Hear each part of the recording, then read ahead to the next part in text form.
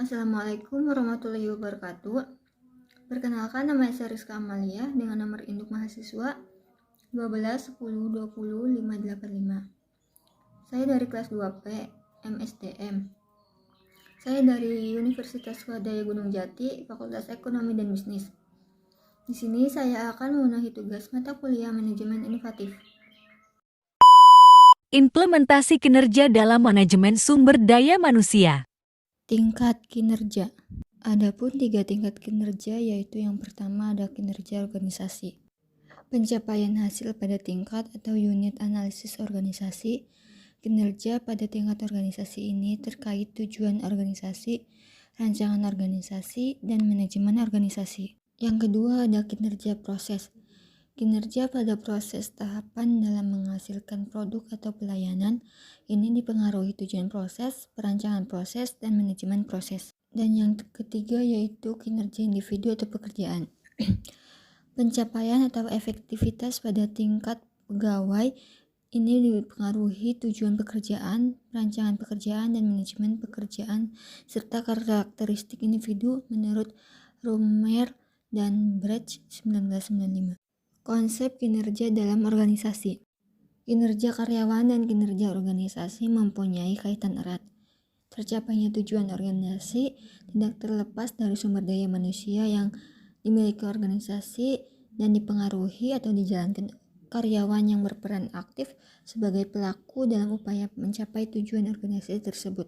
Kinerja adalah hasil kerja yang dicapai oleh seseorang atau kelompok dalam suatu organisasi sesuai dengan wewenang dan tanggung jawab masing-masing dalam rangka mencapai tujuan organisasi yang bersangkutan secara legal, tidak melanggar hukum, dan sesuai dengan moral etika.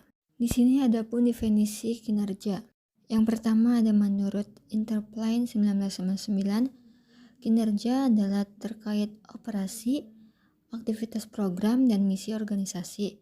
Dan sedangkan menurut Gibson 1990, kinerja adalah seseorang ditentukan oleh kemampuan dan motivasinya untuk melaksanakan pekerjaan. Unsur yang terdapat dalam kinerja ada 6, yaitu yang pertama hasil-hasil fungsi pekerjaan, kedua faktor yang berpengaruh terhadap prestasi kinerja karyawan, ketiga pencapaian tujuan organisasi, keempat periode waktu tertentu, kelima tidak melanggar hukum, yang terakhir ada sesuai dengan moral dan etika. Selanjutnya ada beberapa indikator kinerja organisasi. Yang pertama ada performa harus mengarah hasil dan semangat untuk menghasilkan nilai. Yang kedua harus dapat diukur sehingga input dan output dapat dikuantifikasi. Yang ketiga, unit dan personal yang diukur kinerjanya harus memahami metode penilaian dengan penjelasan minimal. Yang keempat, hasil penilaian dapat dikomunikasikan segera. Yang kelima, tersedia mekanisme penggabungan hasil penilaian kinerja dengan feedback dan learning. Yang keenam, terhubung objektif dengan kebijakan insentif dan kebijakan pegawai. Dan yang terakhir, bersifat seimbang antara orientasi keberhasilan jangka pendek dan jangka panjang. Faktor peningkatan kinerja. Faktor pendorong yang pertama ada unit modal intelektual bertujuan memonitor dan mengatur modal intelektual perusahaan. Dan yang kedua, audit modal intelektual memerlukan tim yang terdiri atas ahli strategi organisasi, keuangan, sumber daya manusia, analisis pengetahuan, properti intelektual, dan pemasaran. Adapun 4 faktor penghambat yaitu yang pertama, masalah yang lekat dalam sistem pengukuran manajemen pengetahuan itu sendiri. Kedua, sulit mengidentifikasi hubungan langsung antara insentif manajemen pengetahuan dengan performa perusahaan.